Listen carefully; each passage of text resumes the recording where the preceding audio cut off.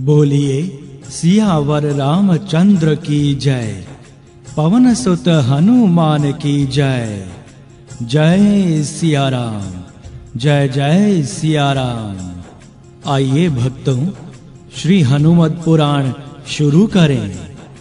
माता अंजना स्वर्गाधीप शचीपति इंद्रदेव की रूप गुण संपन्ना अप्सराओं में पुंजक स्थला नाम की एक प्रख्यात अप्सरा थी। वह अत्यंत लावण्यवती तो थी ही, चंचला भी थी। एक बार की बात है कि उसने एक तपस्वी ऋषि का उपहास कर दिया। ऋषि इसे सहन नहीं कर सके। क्रुद्ध होकर उन्होंने शाप दे दिया, वानरी की तरह चंचलता करने वाली तू वानरी हो जा। ऋषि का शाप सुनते ही पुंजिक स्थला कांपने लगी। वह तुरंत ऋषि के चरणों पर गिर पड़ी और हाथ जोड़कर उनसे दया की भीख मांगने लगी। सहज कृपालु ऋषि द्रवित हो गए और बोले, मेरा वचन मिथ्या नहीं हो सकता। वानरी तो तुम्हें होना ही पड़ेगा, किंतु तुम इच्छा अनुसार रूप धारण करने में समर्थ होगी। तुम जब चाहोगी तब वानरी और जब चाहोगी तब मानुषी के वेश में रह सकोगी। उस परम रूपवती अप्सरा पुंजक स्थला ने ऋषि के शाप से कपि योनि में वानर राज महामनस्वी कुंजर की पुत्री के रूप में जन्म लिया। वह प्रख्यात अनिंघ सुंदरी थी। उनके रूप की समानता करने वाली धरती पर अन्य कोई स्त्री नहीं थी। उस त्रैलोक्य विख्यात सुंदरी कुंजर पुत्री का नाम था अंजना। लावण्यवती अंजना का विवाह वीरवर वानर राज केसरी से हुआ। कपिराज केसरी कांचन गिरी सुमेरु पर रहते थे। समस्त सुविधाओं से संपन्न इसी सुंदर पर्वत पर माँ अंजना अपने पति देव के साथ सुख पूर्वक रहने लगी। वीरवर केसरी अपनी सुंदरी पत्नी अंजना को अत्यधिक प्यार करते और अंजना सदा अपने प्राणाराध्य पति देव में ही अनुरक्त रहती थी। इस प्रकार सुख पूर्वक बहुत दिन बीत गए, पर उनके कोई संतान नहीं हुई। श्री हनुमान जी की उत्पत्ति के विभिन्न हेतु। श्री हनुमान जी की उत्पत्ति के संबंध में शास्त्रों में विभिन्न कथाएं उपलब्ध होती हैं। संक्षेप में वे इस प्रकार हैं। अनंत करुणा एवं प्रेम की मूर्ति श्री भगवान की लीला मधुर, मनोहर एवं अद्भुत होती है। उनके स्मरण एवं श्रवण से मुनि गण मुग्ध हो जाते हैं। भक्तों की तो वह परम निधि ही होती है, किंतु वह लीला होती है रहस्यमयी। परम मंगलकारिणी भगवत लीला का रहस्य देवता एवं योगेंद्र मुनिंद्र गण भी नहीं जान पाते। वे आश्चर्यचकित होकर मौन हो जाते हैं। फिर हम कामादि दोषों से ग्रस्त सांसारिक मनुष्य उसे कैसे सोच समझ सकते हैं। हाँ, उन करुणामय लीला विहारी की लीला का गुणगान हमारे लिए परम कल्याणकर है। देवताओं और दैत्यों में अमृत वितरण के लिए परम प्रभु ने मोहिनी रूप धारण किया था। यह सुनकर कर्पूर गौर नीलकंठ बहुत चकित हुए। श्री भगवान का स्त्री वेश कैसा था? आप्तकाम भगवान शंकर के मन में अपने प्राणाराध्य के उस विशिष्ट रूप एवं विशिष्ट लीला के दर्शन करने की कामना उदित हुई। गंगाधर माता पार्वती के साथ क्षीराब्धि के तट पर पहुँचे। उन्होंने स्तवन किया। लक्ष्मीपति प्रकट हुए। देवाधिदेव महादेव ने निवेदन किया, प्रभु, मैंने आपके मत्स्य आदि सभी अवतार स्वरूपों का दर्शन किया था, किंतु अमृत वितरण के समय आपने परम लावण्यमयी स्त्री का वेश धारण किया। उस अवतार स्वरूप के दर्शन से मैं वंचित ही रह गया। कृपया मुझे उस रूप के भी दर्शन करा दें, जिसे देखकर देवता और दानव सभी मोहित हो गए थे। देवाधिदेव महादेव, आप योगियों के उपास्य एवं मदन का दहन करने वाले हैं। आप स्त्री अवतार देखकर क्या करेंगे? आपके लिए उसका कोई महत्व नहीं। लक्ष्मीपति ने हंसते हुए उत्तर दिया, पर प्रभु, मैं उक्त अवतार स्वरूप के दर्शन से वंचित रहना नहीं चाहता। पार्वतीश्वर ने आग्रह निवेदन किया, कृपया मुझे उस मोहिनी स्वरूप के भी दर्शन करा ही दें। तथा अस्तु, शिरावधिशायी संक्षिप्त उत्तर देकर वहीं प्रभु अंतर्ध्यान हो गए। अब वहां ना तो शिरोदधि था और न नवनीरद वपु। शंख चक्र गदा पद्मधारी लक्ष्मीपति ही थे। वहां थे सर्वत्र मनोहर पर्वत एवं सुरमय वन। माता पार्वती सहित भगवान शंकर उस सुखद वन प्रांत के मध्य में थे। वन में पूर्णतया बसंत छाया था। वृक्षों में नए कोमल पत्ते निकल आए थे। सर्वत्र पुष्प खिले थे और उन सुगंधित सुमनों पर भ्रमर गुंजार कर रहे थे। कोकिला कुहू कुहू का शब्द कर रही थी। शीतल मंद समीर में कोमल लतिकाएं एवं पुष्प धीरे धीरे झूम रहे थे। सर्वत्र ऋतुराज का साम्राज्य प्रसारित था एवं मादकता व्याप्त थी।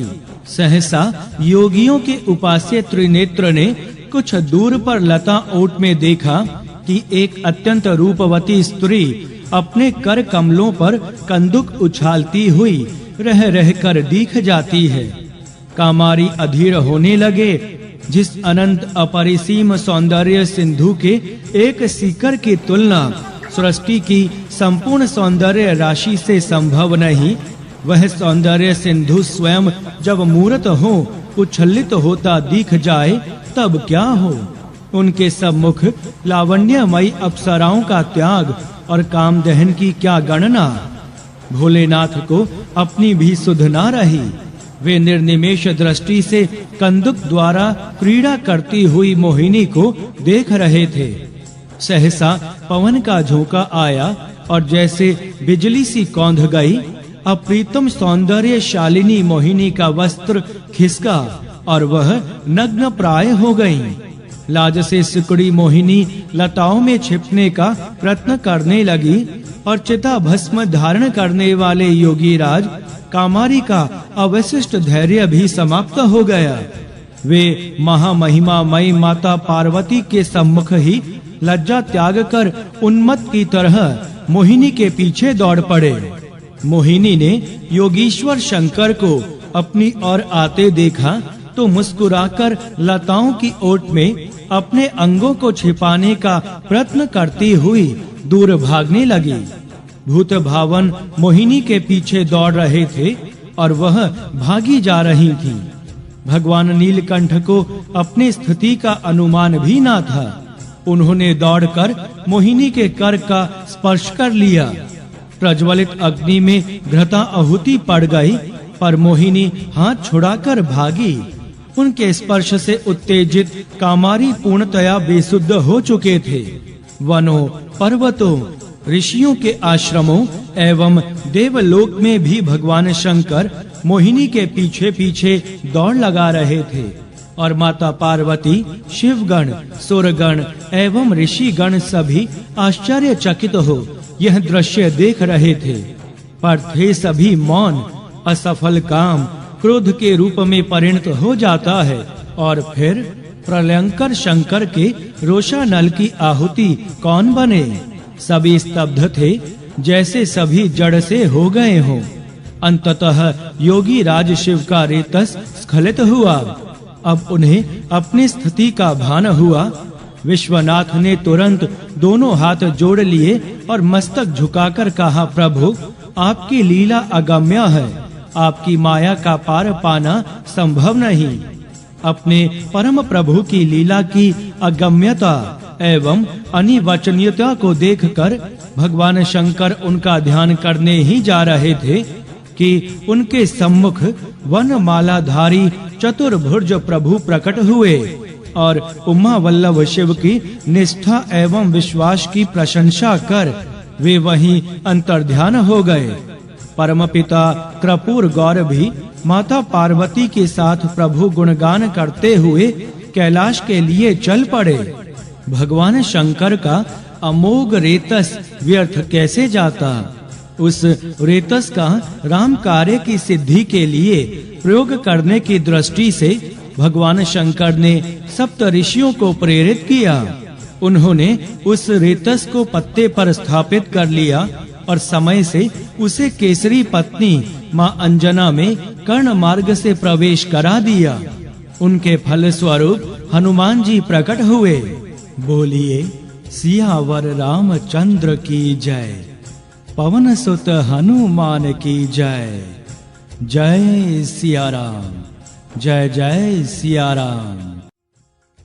पति के साथ दीर्घ काल तक सुख पूर्वक जीवन व्यतीत करती हुई माता अंजना को कोई संतान नहीं हुई।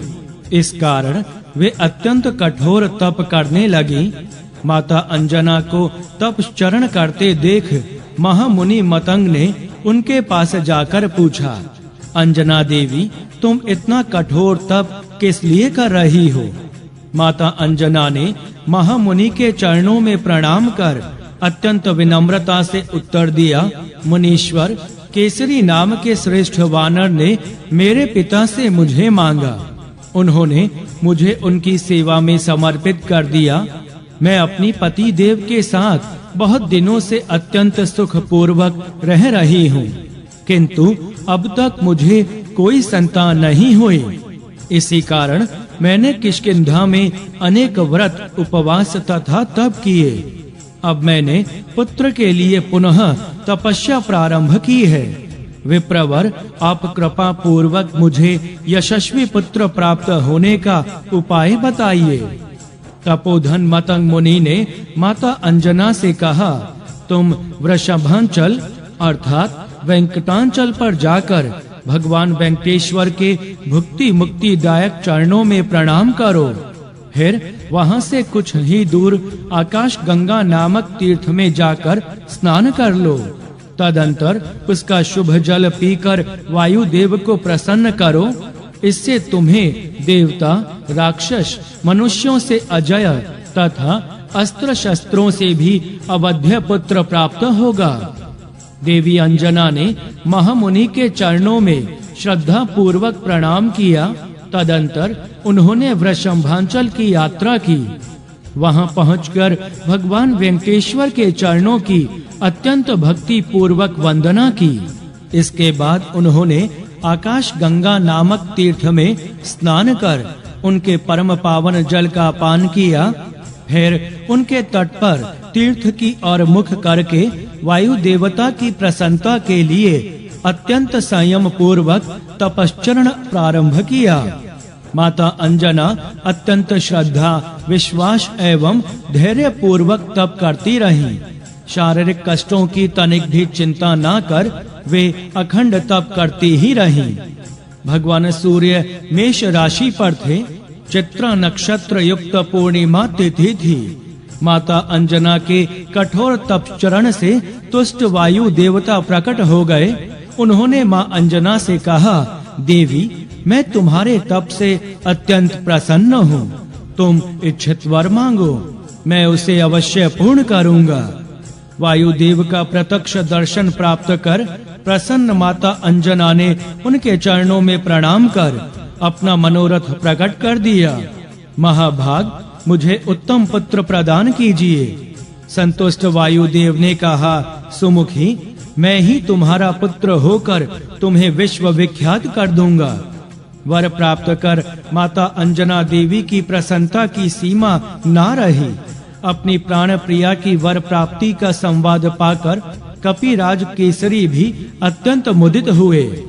एक बार की बात है, परम लावण्यवती विशाल लोचना माता अंजना ने श्रृंगार किया। उनके सुंदर कलेवर पर पीली साड़ी शोभा दे रही थी। साड़ी का किनारा लाल रंग का था। वे विविध सुगंधित सुमनों के अद्भुत आभूषणों से दिव्य सौंदर्य की सजीव प्रतिमा सी प्रतीत हो रही थीं। माता अंजना पर्वत शिखर पर खड़ी होकर प्राकृतिक सौंदर्य देख देख कर मन ही मन मुदित हो रही थीं। उस समय उनके मन में कामना उदित हुई, कितना अच्छा होता यदि मेरे एक सुयोग्य पुत्र होता। सहसा वायु का तीव्र झोंका आया और माता अंजना की साड़ी का अंचल कुछ खिसक गया। माता अंजना ने अनुभव किया जैसे उन्हें कोई स्पर्श कर रहा हो। सहमती हुई माता अंजना ने अपना वस्त्र संभाला और अपना स्पर्श करने वाले को डांटते हुए कहा, कौन ढीठ मेरे पतिव्रत्य का नाश करना चाहता है। वे शाप देने के लिए प्रस्तुत हो गईं। परम सती माता अंजना को क्रोध देखकर पवन देव प्रकट हो गए। उन्होंने कहा, यशस्विनी, मैं तुम्हारे एक पतिव्रत का नाश नहीं कर रहा हूँ, अतः तुम्हें भयभीत नहीं होना चाहिए। मैंने अव्यक्त रूप से तुम्हारा आलिंगन करके मानसिक संकल्प द्वारा तुम्हें बल पराक्रम से संपन्न एवं बुद्धिमान पुत्र प्रदान किया है। तुम्हारा पुत्र महान धैर्यवान, महातेजस्वी, महाबली, महापराक्रमी तथा छलांग मारने में मेरे ही समान होगा। माता अंजना प्रसन्न हो गईं। उन्होंने पवन देव को क्षमा कर दिया। माता अंजना गर्भवती हुई। इस प्रकार कपिराज केसरी की प्रसन्नता की सीमा न थी।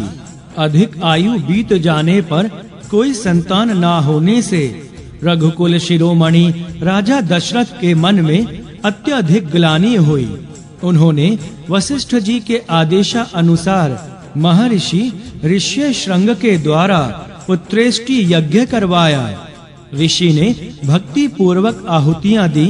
इससे प्रसन्न होकर अग्निदेव हाथ में चरु हविष्यान्न अर्थात खीर लिए प्रकट हुए और उन्होंने राजा दशरथ से कहा, तुम्हारे कार्य की सिद्धि हो गई।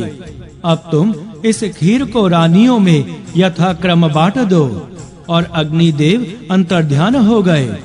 राजा दशरथ ने पायस का आधा भाग बड़ी रानी कौशल्या को दिया और शेष आधे के 2 भाग किए, जिनमें से एक भाग कैकेयी माँ को दिया गया।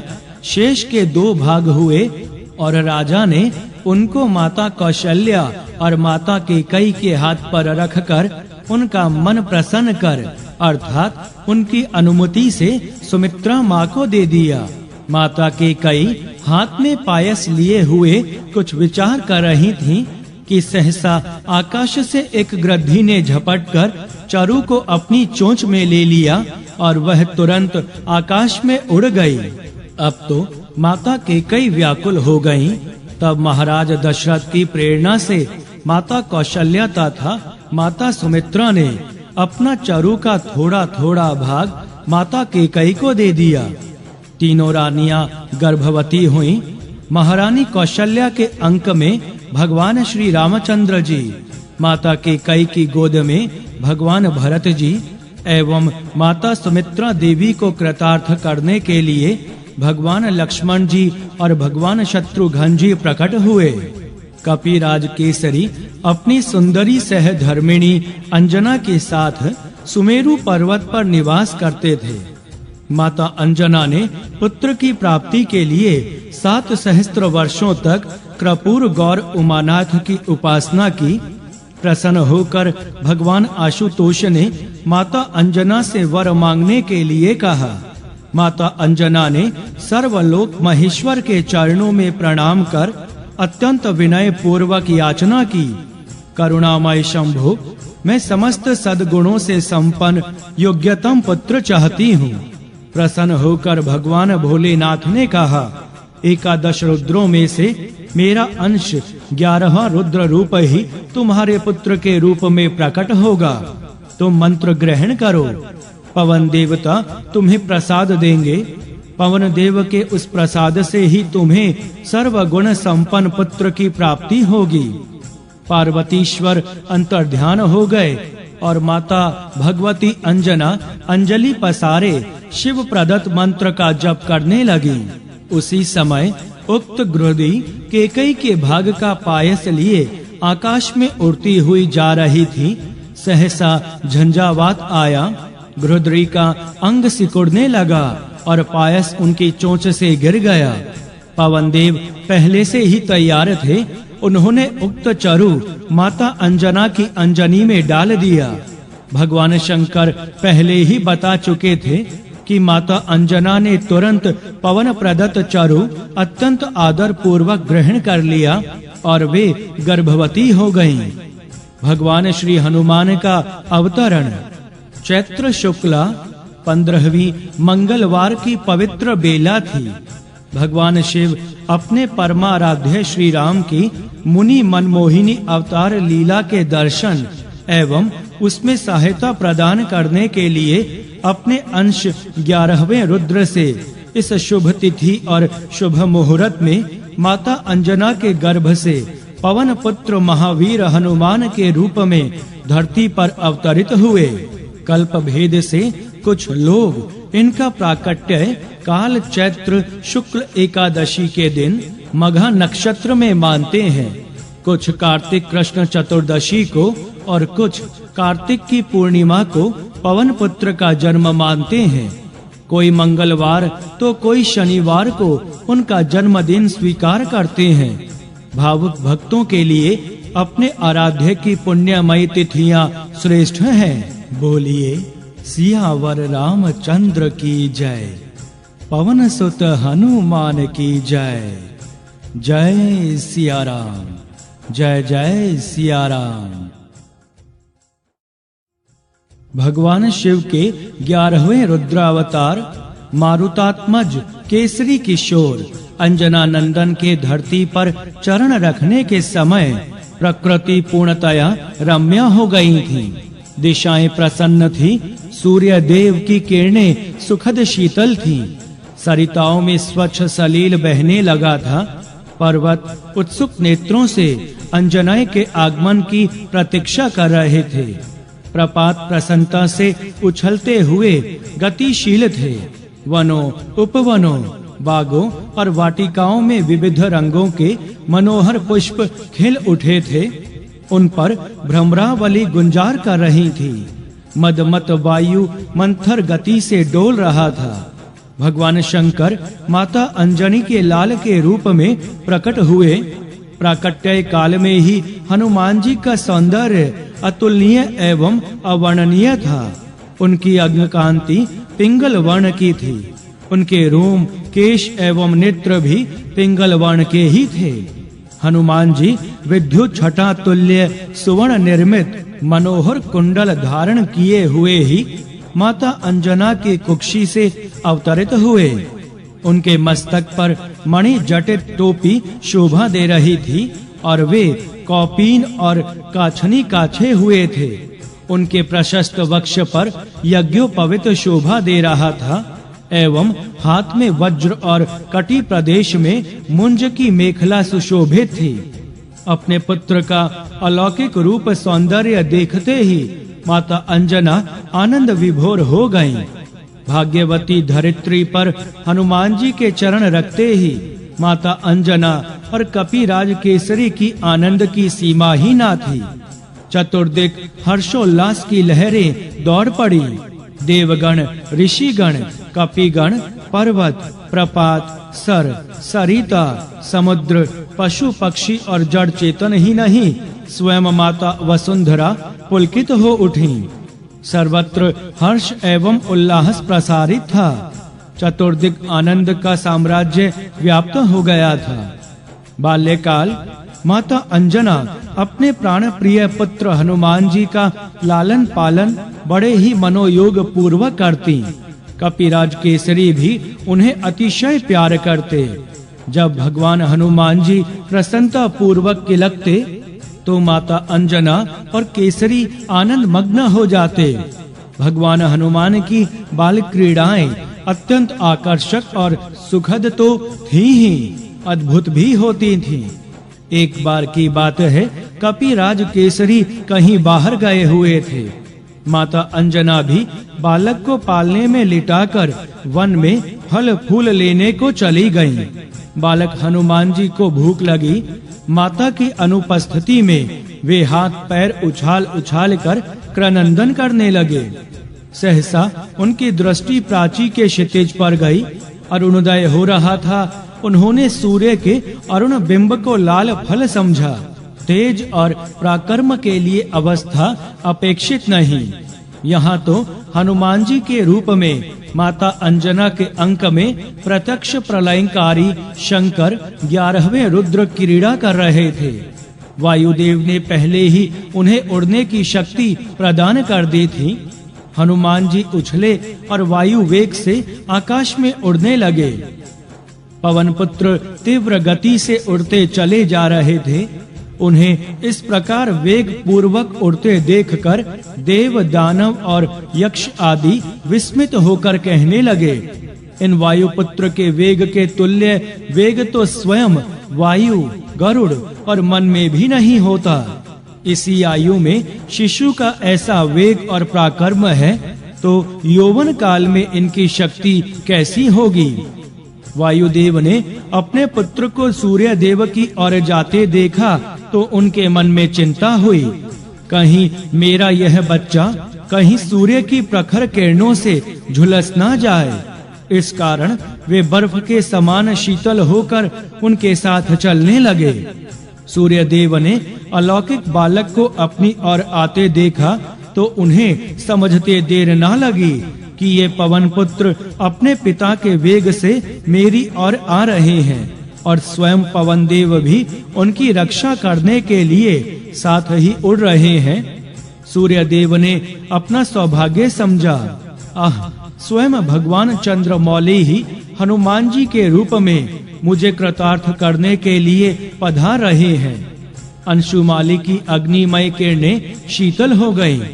हनुमान जी सूर्य के रथ पर पहुंचकर उनके साथ क्रीड़ा करने लगे। संयोग की बात उस दिन अमावस्या तिथि थी। सिंह का पुत्र राहु सूर्य देव को ग्रसने के लिए आए तो भुवन भास्कर के रथ पर बैठे हुए उस बालक को देखा। राहु देव बालक की चिंता ना कर दिन मणि को ग्रसने के लिए आगे बढ़ा ही था कि हनुमान जी ने उसे पकड़ लिया।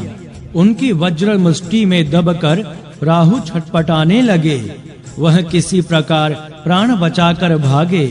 वह सीधे सुरपति इंद्र के समीप पहुँचे और उन्होंने भौहें टेढ़ी कर क्रोध के साथ कहा, सुरेश्वर, मेरी क्षुधा का निवारण करने के लिए आपने मुझे सूर्य और चंद्र को साधन के रूप में प्रदान किया था, किंतु अब आपने यह अधिकार दूसरे किस कारण किसी और को दे दिया। क्रुद्ध सिंह का पुत्र राहु की चकित करने वाली वाणी सुनकर सुरेंद्र उनका मुख देखने लगे। उन्होंने आगे कहा, आज पर्व के समय मैं सूर्य देव को ग्रसने के लिए उनके समीप गया ही था कि वहां पहले से उपस्थित दूसरे राहु ने मुझे कसकर पकड़ लिया। किसी प्रकार अपनी जान बचाकर यहाँ आ पाया हूँ। नेत्रों में आंसू भरे क्रुद्ध राहु की वाणी सुनकर वासव चिंतित हो उठे। वे अपने सिंहासन से उठकर खड़े हो गए और ऐरावत पर बैठकर घटना स्थल की ओर चल पड़े। राहु देव उनके आगे आगे चल रहे थे। शचीपति इंद्र आश्चर्यचकित हो मन ही मन सोच रहे थे, तिमिरारी के समीप ऐसा कौन पराक्रमी पहुंच गया जिसके भय से सिंहिका के पुत्र को प्राण बचाकर भागना पड़ा। उधर राहु बड़े वेग से सूर्य की ओर दौड़े। उन्हें देखते ही हनुमान जी को भूख की स्मृति हुई। वे राहु को सुंदर भक्ष्य समझकर उस पर टूट पड़े। सुरेश्वर, बचाइए, बचाइए, चिल्लाता हुआ राहु इंद्रदेव की ओर भागे। सुरेंद्र राहु की रक्षा के लिए दौड़ पड़े। राहु देव को बच निकलने पर हनुमान जी ने ऐरावत को देखा तो उसे सुंदर सुस्वादु खाद्य समझा। वे ऐरावत पर झपटे। उस समय हनुमान जी का स्वरूप प्रज्वलित अग्नि की भांति प्रकाशित और भयानक प्रतीत हो रहा था। इंद्रदेव डर गए। अपनी रक्षा के लिए उन्होंने बालक पर वज्र से प्रहार किया। वह हनुमान जी की बाईं हनु ठुड्डी में लगा, जिससे उनकी हनु टूट गई और वे छटपटाते हुए पर्वत शिखर पर गिरकर मूर्छित हो गए। अपने प्राण प्रिय पुत्र को वज्र के आघात से छटपटाते देखकर वायुदेव इंद्र पर अत्यंत कुपित हुए। शक्तिशाली वायुदेव ने अपनी गति रोक दी और वे अपने पुत्र को अंक में लेकर पर्वत की गुफा में प्रविष्ट हो गए। फिर तो त्रिभुवन के समस्त प्राणियों में श्वास आदि का संचार रुक गया। उनके अंग प्रत्यंगों के जोड़ टूटने लगे और वे सब के सब सूखे काठ की तरह अवसन्न हो गए। उनके सारे धर्म कर्म रुक गए। प्राण संकट से भयभीत इंद्रदेव, देव, गंधर्व, असुर, नाग, गुहक आदि जीवन रक्षा के लिए भगवान ब्रह्मा जी के पास दौड़े। भगवान ब्रह्मा जी सबको लेकर उस गिरी गुफा में पहुँचे जहाँ पवन देव अपने पुत्र को अंक में लेकर वक्ष से सटाए हुए दुखातिरेक से आंसू बहा रहे थे। मूर्छित हनुमान जी की सूर्य, अग्नि एवं सुवर्ण के समान अंग कांति देखकर चतुर्मुख चकित हो गए। अपने सम्मुख सृष्टा को देखकर ही पवन देव पुत्र को गोद में लेकर खड़े हो गए। उस समय हनुमान जी के कानों में अलौकिक कुंडल हिल रहे थे। उनके मस्तक पर मुकुट, गले में हार और दिव्य अंगों पर सुवर्ण के आभूषण सुशोभित थे। पवन देवता विधाता के चरणों में गिर पड़े। चतुरानन ने अपने हाथों से अत्यंत स्नेह पूर्वक पवन देव को उठाया और उनके पुत्र के अंगों पर अपना कर कमल फेरने लगे। कमल योनि के कर स्पर्श से पवन पुत्र हनुमान जी की मूर्छा दूर हो गई। वे उठकर बैठ गए।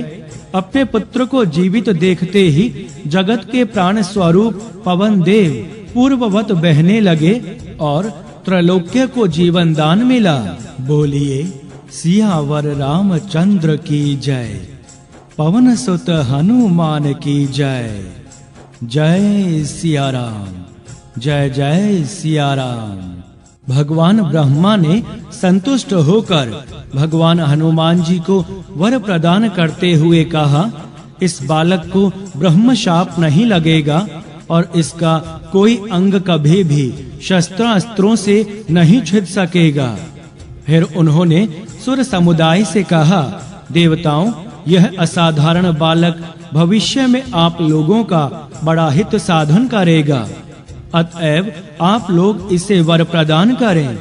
देवराज इंद्र ने तुरंत प्रसन्नता पूर्वक हनुमान जी के कंठ में अम्लान कमलों की माला पहनाकर कहा, मेरे हाथ से छूटे हुए वज्र के द्वारा इस बालक की हनु ठुड्डी टूट गई थी, इसीलिए इस कपि श्रेष्ठ का नाम हनुमान होगा। इसके अतिरिक्त इस बालक पर मेरे वज्र का कोई प्रभाव नहीं पड़ेगा और इनका शरीर मेरे वज्र से भी अधिक कठोर होगा। वहां उपस्थित सूर्य देव ने कहा, मैं अपने तेज का शतांश प्रदान करता हूँ, साथ ही समय पर इन्हें शिक्षा देकर शास्त्र ब्रह्मज्ञ भी बना दूंगा। यह अद्वितीय विद्वान और वक्ता होंगे। वरुण देव ने कहा, मेरे पाश और जल से यह बालक सदा सुरक्षित रहेगा। यमदेव बोले, यह निरोग और मेरे दंड से सदा अवध्य रहेगा। पिंगल वर्ण के यक्षराज कुबेर ने कहा, युद्ध में इन्हें कभी विषाद नहीं होगा। मेरी गदा से यह सुरक्षित तो रहेगा ही, मेरे यक्ष राक्षसों से भी कभी पराजित नहीं हो सकेगा। भगवान शंकर ने वर प्रदान किया, यह मुझसे और मेरे आयुधों से सदा अवध्य रहेगा। भगवान विश्वकर्मा बोले, यह बालक मेरे द्वारा निर्मित समस्त दिव्य अस्त्रों और शस्त्रों से सदा सुरक्षित रहकर चिरायु होगा। इस प्रकार देवताओं के अमोघ वरदान दे देने पर कमल योनि ब्रह्मा जी ने अत्यंत प्रसन्न होकर पुनः कहा, यह दीर्घायु, महात्मा तथा सब प्रकार के ब्रह्म दंडों से अवध्य होगा।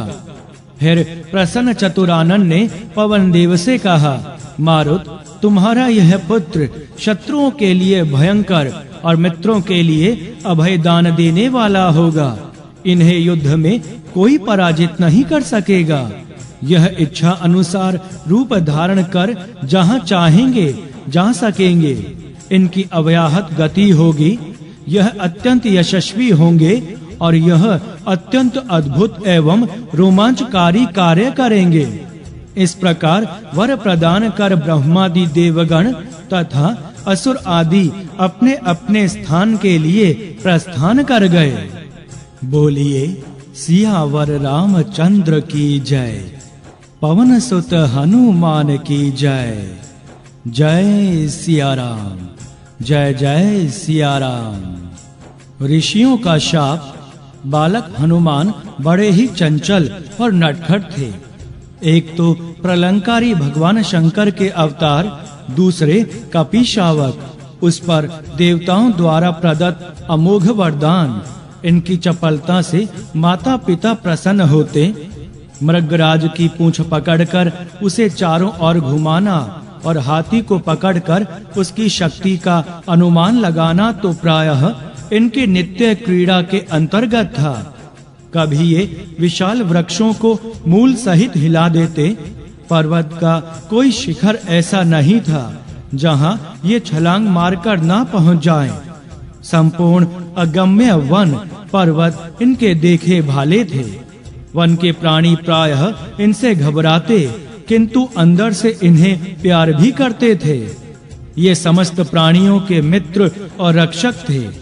कोई सबल किसी दुर्बल को कष्ट दे, ये हनुमान जी को सहन नहीं था। ये एक वृक्ष की चोटी से दूसरे वृक्ष की चोटी पर कूदते हुए योजनों दूर निकल जाते। इनके भार से यदि किसी वृक्ष की डाल टूटने की आशंका होती तो यह हल्के हो जाते। वरदान जनित शक्ति से संपन्न हनुमान जी तपस्वी ऋषियों के आश्रमों में चले जाते और वहां कुछ न कुछ ऐसी चपलता कर बैठते जिससे ऋषियों को कलेश पहुंचता। एक ऋषि का आसन दूसरे ऋषि के समीप रख देते। किसी का मृग चर्म ओढ़कर पेड़ों पर कूदते या उसे किसी वृक्ष पर टांग देते। किसी के कमंडल का जल उलट देते तो किसी का कमंडलू पटक कर फोड़ देते या उसको जल में बहा देते। हनुमान जी जप करते मुनियों के अंक में बैठ जाते। अहिंसा परायण मुनि ध्यानस्थ होकर जप करते रहते, किंतु ये वानर शिरोमणि मुनि की दाढ़ी नोच कर भाग जाते। किसी की कौपीन तो किसी के पाठ की पोथी अथवा दांतों और हाथों से फाड़कर फेंक देते। ये महाबली पवन कुमार महात्माओं के यज्ञोपयोगी पात्र भी नष्ट कर देते, स्तृक स्त्रुवा आदि को तोड़ देते तथा कठिनाई से प्राप्त ढेर के ढेर वल्कलों को चीर फाड़ कर फेंक देते। ब्रह्मा आदि देवताओं के द्वारा दिए गए वरदान से परिचित होने के कारण ऋषि गण अवश्य थे। चुप रह जाते पर उन्हें बड़ा कलेश पहुंचता। धीरे धीरे हनुमान जी की आयु विद्या अध्ययन के योग्य हो गई, पर इनकी चंचलता बनी ही रही। माता पिता भी बड़े चिंतित थे। उन्होंने अपने प्राण प्रिय लाल को अनेक प्रकार से समझाया, कई प्रकार के यत्न किए, किंतु हनुमान जी की चपलता में कमी नहीं आई।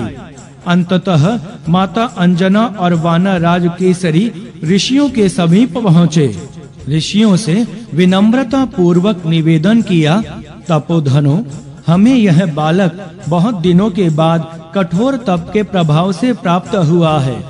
आप लोग इस पर अनुग्रह करें, ऐसी कृपा करें जिससे यह विद्या प्राप्त कर ले। आप लोगों की करुणा से ही इसका स्वभाव परिवर्तन संभव है। आप हम दीनों पर दया करें। ऋषियों ने सोचा, इसे अपनी अमित शक्ति एवं पराक्रम का अभिमान है। यदि यह अपना बल भूल जाए तो इसका यथार्थ हित हो सकता है। कुछ वयोवृद्ध समर्थ ऋषि यह भी जानते थे कि यह बालक देवताओं का हित साधन करने वाला है। यह भगवान श्री राम का अनन्य भक्त होगा और अनुगत भक्त के लिए बल का अहंकार उचित नहीं। दीन भाव से ही प्रभु का कार्य निभ सकेगा। इस कारण भृगु एवं अंगिरा ऋषि के वंश में उत्पन्न हुए ऋषियों ने हनुमान जी को शाप दे दिया। वानरवीर, तुम जिस बल का आश्रय लेकर हमें सता रहे हो, उसे हमारे शाप से मोहित होकर दीर्घ काल तक भूले रहोगे। तुम्हें अपने बल का पता ही ना चलेगा। जब तक कोई तुम्हें तुम्हारी कीर्ति का स्मरण दिलाएगा, तभी तुम्हारा बल बढ़ेगा। तपस्वी मुनियों के इस प्रकार शाप देने से पवन कुमार का तेज और ओज कम हो गया और वे अत्यंत सौम्य स्वभाव के हो गए।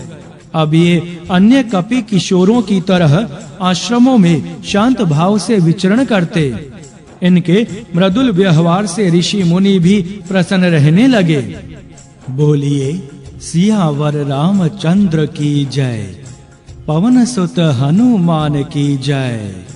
जय सिया राम, जय जय सिया राम। मातृ शिक्षा बालक पर सर्वाधिक प्रभाव पड़ता है। माता के जीवन एवं उनकी शिक्षा का। आदर्श माताएं अपने पुत्र को श्रेष्ठ एवं आदर्श बना देती हैं। पुराण इतिहासों में ऐसे उदाहरण भरे पड़े हैं। हनुमान जी की माता अंजना देवी परम सदाचारिणी, तपस्विनी एवं सद्य गुण संपन्न आदर्श माता थीं। उन्होंने अपने लाल को प्राप्त करने के लिए जितनी तत्परता से कठोर तपचरण किया था, उसी तत्परता से वे अपने प्राण प्रिय बालक का जीवन निर्माण करने के लिए सजग और सावधान रहती थीं।